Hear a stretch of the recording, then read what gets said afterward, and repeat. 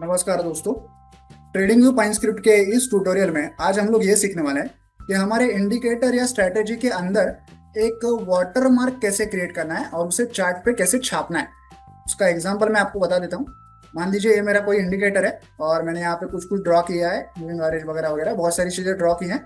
और उसी के साथ साथ मैं इस चार्ट पे अपना वाटर मार्क भी ड्रॉ करना चाहता हूँ, जैसे मैंने यहाँ पे किया हुआ है आईटी वाला डॉट डॉट डॉट।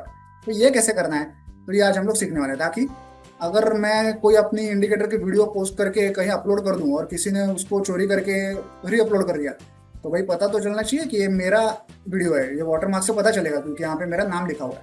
ओके, तो कोई आपका कंटेंट चोरी नहीं कर सकता इस वजह से।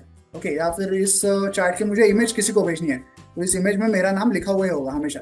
ठीक है, तो ये काम हमारे इंडिकेटर के थ्रू कैसे करना है ये आज हम लोग सीखने वाले हैं। तो चलिए कोड देखते हैं। यहाँ पे एक इंडिकेटर फंक्शन है जिसका नाम मैंने दिया है आईटी वाला वाटर मार्क इंडिकेटर।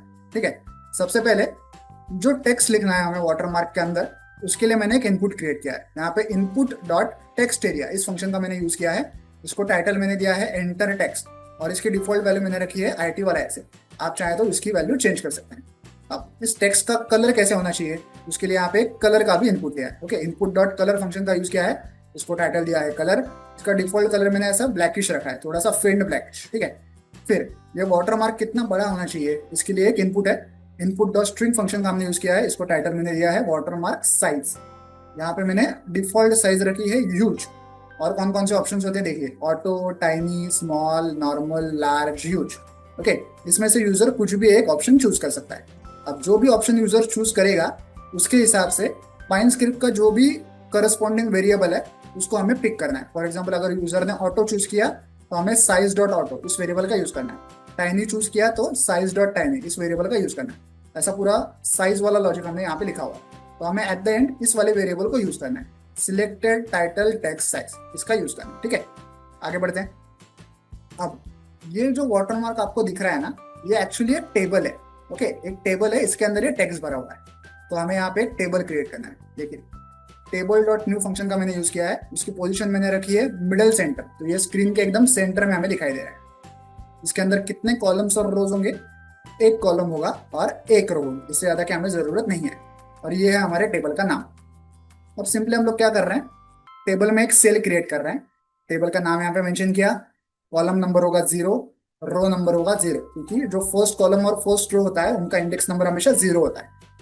अब टेक्स्ट एट्रीब्यूट में हम लोग क्या लिखने वाले हैं, जो भी टेक्स्ट यूजर ने यहाँ पे टाइप किया था, ओके, जो इस अंडरस्कोर टेक्स्ट वेरिएबल में स्टोर किया हुआ है, उसी को हम लोग यहाँ पे यूज करने वाले हैं। टेक्स्ट कलर हम लोग क्या रखने वाले हैं, जो भी कलर यूजर ने यहाँ से चूज किया था जो कि इस अंडरस्कोर कलर वेरिएबल में, वो हम लोग यहाँ पे चूज करने वाले हैं। और टेक्स्ट साइज हम लोग क्या रखने वाले हैं, जो भी वैल्यू यहाँ पे selected title text size variable में, वो हम लोग यहाँ पे चूज करने वाले, सेट करने वाले। ठीक है, तो यहाँ पे हमने टेबल के अंदर एक सेल क्रिएट किया जिसमें हमने जो भी टेक्स्ट टाइप किया था वो आया, उसका कलर आया, उसकी साइज है। ठीक है, तो आउटपुट हमें मिलेगा ऐसे। ओके, अब मैं अगर इसके इनपुट पैनल में जाके देखूँ तो देखिए एक ऐसा एंटर टेक्स्ट करके टेक्स्ट एरिया है जहाँ पे मैंने आईटी वाला लिखा हुआ है। अगर यहाँ पे मैं कुछ भी ABCD/1 2 3 4 लिखूँ, हाँ, और ओके कर दूं, तो यहाँ पे देखिए यहाँ पे टेक्स्ट चेंज हो गया। तो आपको जो भी टेक्स्ट लिखना है वो आप यहाँ से लिख सकते हो, या फिर कोड में इंटरनली ही आप लिख सकते हो। उस टेक्स्ट एरिया को हटा के कोड में इंटरनली ही आप अपना नाम लिख सकते हैं। यहाँ से अपना कलर मैनेज कर सकते हैं, जैसे कि मैं अगर ऑरेंज करूँ, देखिए ऑरेंज हो गया।